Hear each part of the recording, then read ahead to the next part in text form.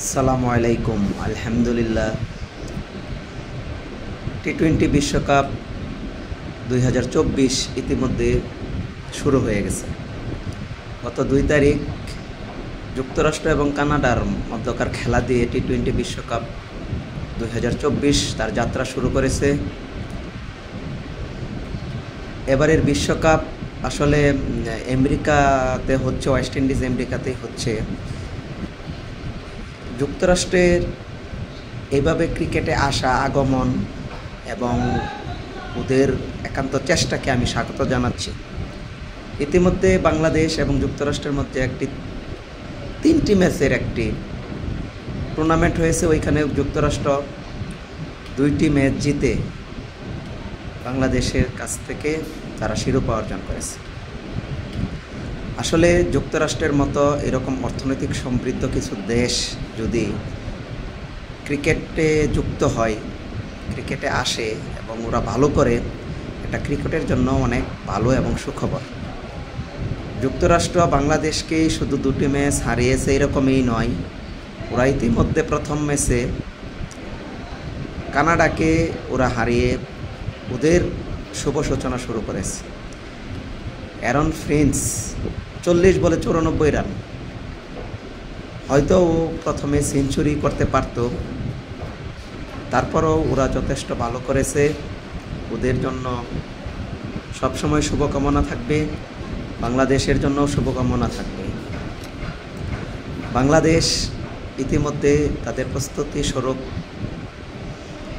যুক্তরাষ্ট্রের সাথে একটি সিরিজ খেলেছে এবং সর্বশক্তি দিয়ে ওরা খেলবে। যদিও বাংলাদেশের আশানুরূপ প্রস্তুতি আমরা দেখতে পাইনি, এরই মাঝে আবার শরীফুলের ইনজুরি। সব মিলিয়ে বাংলাদেশ কেমন বিশ্বকাপ খেলবে তা সময়েই বলে দিবে। আজকে বিশ্বকাপের বাংলাদেশের যেই গ্রুপ, এই গ্রুপের একটি গুরুত্বপূর্ণ খেলা আছে শ্রীলঙ্কা এবং দক্ষিণ আফ্রিকার মধ্যকার।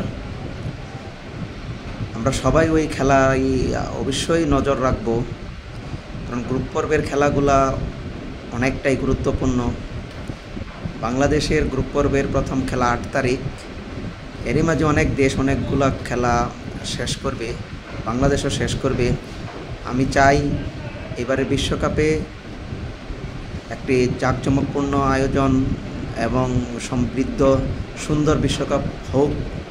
বাংলাদেশের সহ সারা বিশ্বের ক্রিকেটপ্রেমী মানুষগণ যাতে এই বিশ্বকাপে মুগ্ধ হয়ে দেখতে পারে। বিশেষ করে টি-20 বিশ্বকাপ আসলেই একটি সুন্দর এবং অল্প সময়ের খেলা, এটাতে অনেকেই দেখতে পারে বা এটাতে সময় দিতে পারে। বিশেষ করে ফুটবল যেমন 90 মিনিটের খেলা, টি-20 প্রায় 3 ঘন্টার একটা খেলা, টুর্নামেন্ট ম্যাচ হয়। এখানে ফুটবলের জনপ্রিয়তা আকাশচুম্বী।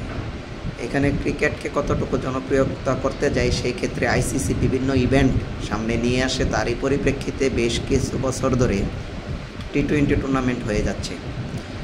আমরা বাংলাদেশের ক্রিকেট এবং বাংলাদেশের ক্রিকেট প্রেমী হিসেবে বাংলাদেশের ক্রিকেট বোর্ডকে আমরা জানাইতে চাই, একটা টুর্নামেন্ট অনেক গুরুত্বপূর্ণ, অনেক প্রস্তুতির ব্যাপার। এখানে শিক্ষা সফর নয়, এখানে অনেক দিন আগে থেকেই পরিকল্পনা করে রাখতে হয় এবং চোখে চোখে রেখে দল ঘোষণা করতে হয়। আপনারা কতটুকু সেই যোগ্যতা প্রমাণ দিবেন তা সময়েই বলে দিবে।